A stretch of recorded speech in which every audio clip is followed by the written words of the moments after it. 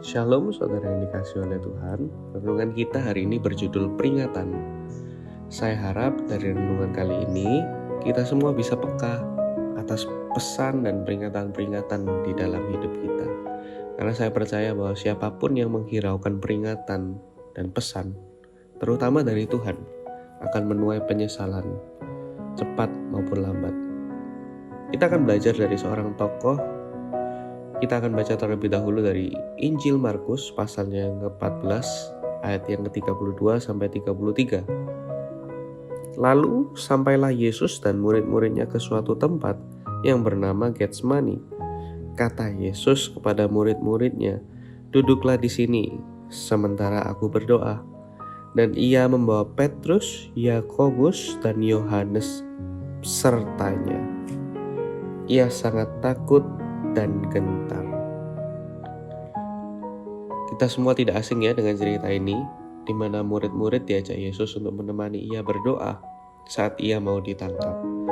Namun, nyatanya murid-murid yang Yesus ajak untuk menemaninya berdoa itu justru tertidur. Mari kita lanjutkan ceritanya. Kita bisa baca apa yang Tuhan Yesus katakan kepada mereka di ayat yang ke-37 dan 38 saat mereka tertidur. Setelah itu, ia datang kembali dan mendapati ketiganya sedang tidur. Dan ia berkata kepada Petrus, "Simon, sedang tidurkah engkau? Tidakkah engkau sanggup berjaga-jaga 1 jam? Berjaga-jagalah dan berdoalah supaya kamu jangan jatuh ke dalam pencobaan. Roh memang penurut, tetapi daging lemah." Pesan ini disampaikan bukan semata-mata karena iseng. Pesan ini Tuhan Yesus sampaikan especially pada Petrus dan murid-muridnya yang diajak beserta dia saat itu. Karena Yesus ingin mengingatkan kepada Petrus dan murid-muridnya bahwa kalau kita gak berdoa dan berjaga-jaga, bisa-bisa kita jatuh dalam sebuah pencobaan. Yesus mengatakan ini pada ketiga muridnya yang diajaknya pada saat itu karena ada pesan dan peringatan yang sudah ia berikan kepada murid-muridnya sebelumnya. Coba kita baca terlebih dahulu di ayatnya yang 18. Begini bunyinya, ketika mereka duduk di situ dan sedang makan, Yesus berkata, "Aku berkata kepadamu, sesungguhnya seorang di antara kamu akan menyerahkan aku, yaitu dia yang makan dengan aku."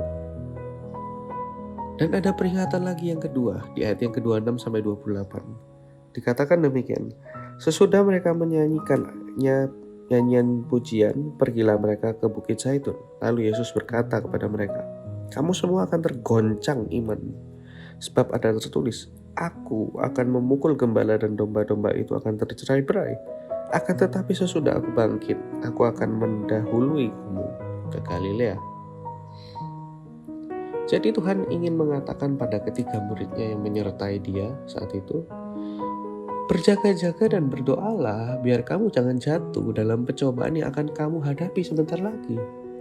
Especially buat Petrus juga.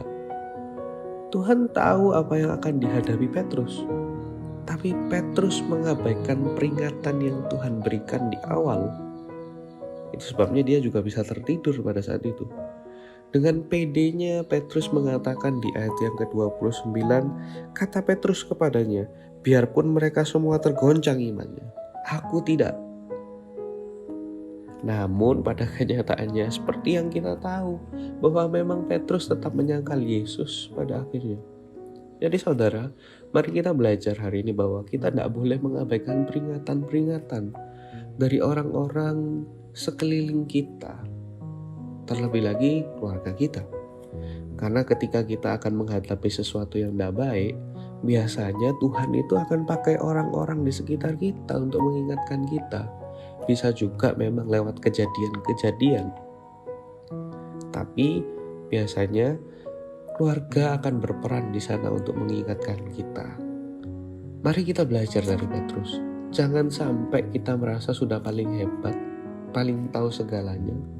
Karena kita ini mungkin kaya, berhasil, sukses, atau umur kita lebih tinggi. Sampai-sampai peringatan dari Yesus sendiri bisa kita abaikan. Dan pada akhirnya penyesalanlah yang Petrus tuai saat itu dan kita juga nanti. Jadi saudara, mari kita belajar hari ini.